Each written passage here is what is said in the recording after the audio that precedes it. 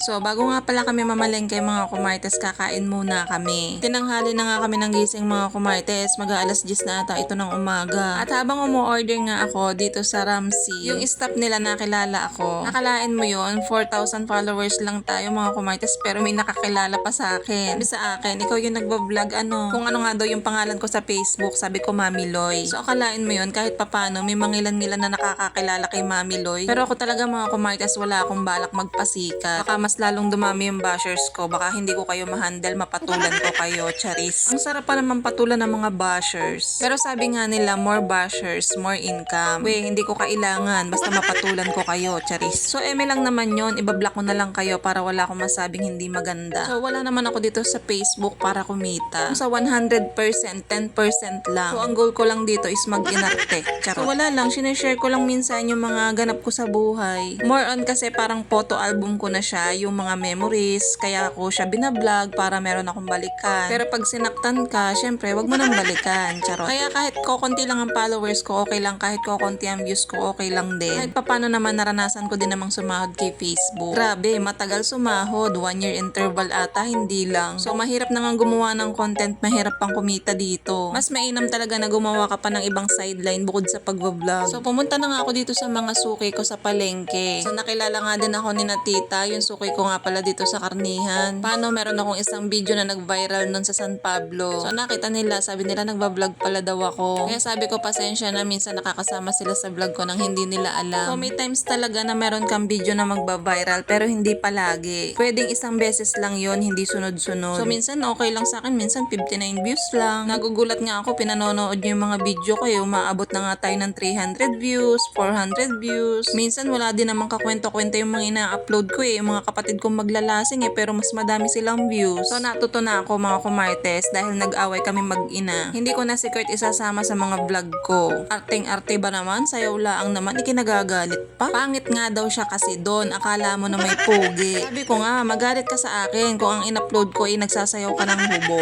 O diba tama naman ako. Ay, ayos naman yung sayaw Kaya sabi ko sa kanya, arteng-arte mo, wag ka mag-inarte. Ay aba, biruin yung mga kumartes, maktol na maktol daw doon sa abyanan ko. Sabi sa inyo, pag siningga ay singgan-singga. May pagkaisip bata pa talaga. Tinakot ko pa, wag ka sa akin hihingi ng pera ha. Yung ina ganun din, pinapatulan o galing bata din, charot. Pero wag ka mga kumartes, mas malala kapag kayo mag-ama ang nag-away, lalo na pag yung asawa ko ang binaltek. Kaya si Kurt minsan sinasabi ko, wag ka nang iimik. Kaya yung batang yan, kapag ka minsan nasagot, syempre yung ama magagalit. Kaya sabi ko, wag ka nang humimik. Ay parehas barinuhin, baltikin. Ay naku talaga, pag ako ang binaltik, ay ewan ko talaga sa inyo. Nakakaiyamot baga naman minsan, pati ako'y nasusura nay. Pero kahit naman ganun at napapagalitan mo kapag ka humingi naman ng gusto, wala, bigay ka din. Nakakita nga pala ako ng manggang hinog dito. Ito, paborito to ni Kurt. Bumili lang ako ng 1 kilo. Masarap nga din yung gawing shake. Mura ang kilo ng hinog na mangga, mga kumartes, 100 lang. So, meron pa kasi ako sa rep, kaya 1 kilo lang yung binili ko. Kahit naman tanghali na kami nakapamalengke, marami pa din naman akong nabili. Buti na lang, meron pa dun sa mga suki namin. Grabe, mga kumartes, napakainit ng panahon natin ngayon. Hindi na nga pala sumama sa loob ng palengke yung asawa ko at aantayin na nga lang daw ako dito sa labas. Kasi baka daw may manghuli. Wala pa man din tayong dalang payong. So, medyo sinisipag ako mag-vlog ngayon. Minsan, tinatamad talaga. So, kahit pa paano, maabot ng 300 views yung ating mga vlog. Pero kayo talaga, mas bet nyo na makita yung mga maglalasing ko mga kapatid